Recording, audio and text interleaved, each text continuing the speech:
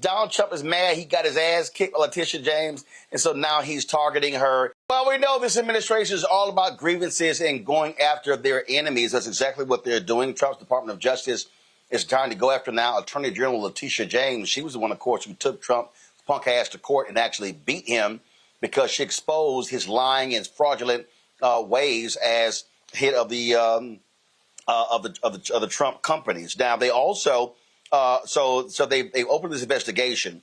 They're alleging that a criminal investigation, alleging that she committed mortgage fraud. They also are attacking California Senator Adam Schiff. The grand jury investigation was convened in Albany, New York. They're examining what James had to say in terms of her mortgage there as well. Now the DOJ has declined to comment on the subpoenas in the grand jury investigation.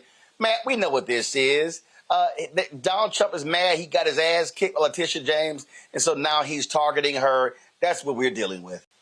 That's all we're dealing with. They're going to try to do the same thing they did to Marilyn Mosby. That's it.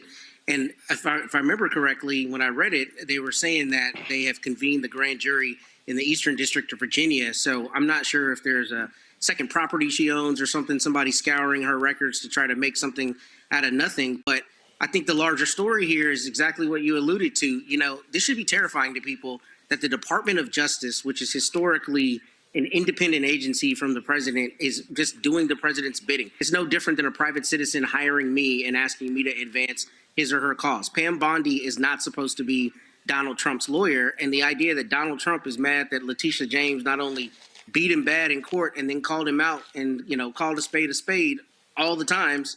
The fact that he's mad about that now turning into government resources being used to harass a duly elected person who's doing a good job there in New York. I mean, this is a scary thing, but we know this. We know that this is his MO. None of this is surprising. And hopefully, you know, I know she's got some great attorneys. They're able to cut that off at the pass, but I hope she doesn't have to sit through a trial, because the scary thing about this, as people know, is you can indict a ham sandwich. It's easy to get a grand jury to return an indictment.